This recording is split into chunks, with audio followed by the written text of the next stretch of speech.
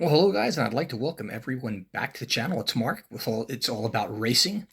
In this episode, we're going to take a look at Tarmac Works, brands you might want to collect or avoid. Now, as you can see, I've got quite a few Tarmac Works cars here. Quite frankly, I'd have more if they made more. Tarmac Works in 164 to me is like Spark in 143 scale. And if you know what I think about Spark, well, the answer to this question, do you collect or avoid, Tarmac Works, is you certainly collect it. This is the creme de la creme of the 164 scale race cars. The Tarmac Works Hobbie, that is. Earlier this year, they came out with a collection of Ferraris, a licensing that they didn't have before, and boy, did they do it right. Just some absolutely great models. They also have some really good Mercedes, like the number 55 that you see there, the most popular and the most viewed car on my channel. And of course, they have a couple more of the Craft Bamboo, Vita juice as well. Then some of the older cars, you've got like the BMW and the Mercedes there, and the Porsche. You don't see many Porsche in Tarmac Works. In fact, that's more of Spark domain, but you do have Porsches. And then you've got, the only GT4 car I've got in my entire collection, this Audi R8, which is really, really cool. Now, Tarmac packaging is a lot like Spark. You've got these open-ended boxes, clear top, and it's usually designed or themed along with the car. And Tarmac's work, I'll tell you, they do a really neat job with their bases. They're really quite incredible. This is not the best example that they have. It just happened to be a double of a car that I had. I got sent one too many. I haven't even opened it. The DHL 458 Ferrari. The thing I like about Tarmac's work cars, not only the packaging, is the fact that they have aerials. Yes, they have aerials. They have tow hooks on the front and the rear. This is something you don't see anybody else in 164 scale do. Now here's a look at the back of one of the Ferraris there. And not only is the detail incredible, you see that little tiny tow hook there? You got tow hooks on these things. You have aerials. You have tail lights that are beautifully done in plastic, not painted like Sparky does.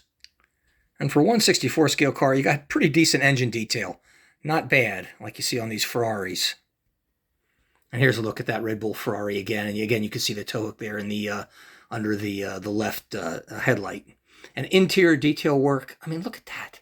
It's pretty cool. I mean, it's just about as good as Spark. Guys, this is Spark in 164 scale. Now, if you take a look at this GT4 Audi R8 that I mentioned, you notice it has the exterior box like you saw with the Ferraris. However, these have closed ends on them, which is a little different. But again, they're themed very, very cleverly. Whoops. Just like the car, don't want to drop it, you break the aerials on it. But they also come with crates. And you can store the car in the crate and you can view it through the crate. It's very, very clever. Very, very cool. Only Tarmac Work does that. I don't see anybody else that does it. Now, they're also of limited quantity, and they come with these nice little cards, that say, for example, you've got this AT Field Audi R8.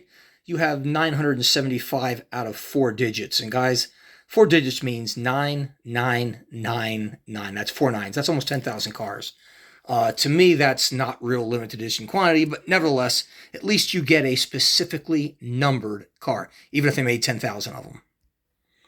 Now, the detail work of these things is just absolutely incredible. If you take a look at this VLT, again, this is the most widely viewed car I have in my channel. I'm not really sure why. I mean, I love this car. I really like it. Maybe it's the YouTube algorithm. I don't know. But, I mean, this thing, I started this channel 7 months ago. It has almost 800 views. There's no car that's even close to it. The closest are in the 400 somewhere. And I have a feeling by the end of the year, if I give another 5 months, it'll still probably have the most views. It hasn't been collecting a whole lot lately. But just to give you some idea, the quality of Tarmac Work cars are absolutely amazing. The one limiting factor that you have with them is selection. They just don't have a lot in their race car portfolio. When they added Ferrari later this year, I mean, it was pretty thin. And one of the reasons, there are 2 reasons I quit collecting 164 scale cars. One, because virtually all the brands in 143 scale are as good, if not better, than Tarmac Works in 164. Plus, the selection is so much wider. You have Spark. But if you're going to collect 164 scale, you want Ferraris, you want Mercedes, you want a BMW, and they got a Porsche as well, or an Audi. you can get it in 1/64 scale, and you'll get the best quality cars, the coolest packaging, the most unique packaging of anything out there. So the question is, do I collect or avoid Tarmac Works? You certainly collect it. Now, they can be pricey. $20, $25. There was one Ferrari in the Ferrari collection, one that I don't have, that they wanted $50 for. I'm sorry, I'm not going to pay $50 for a 1/64 scale car when for $50 I can get a damn good IXO, some Spark cars you can get for $50 if you're lucky, and I've gotten quite a few, 50 or less. Why spend $50 for 1/64 scale car when you can get a much better, much more detailed 1/43 scale, for the same money?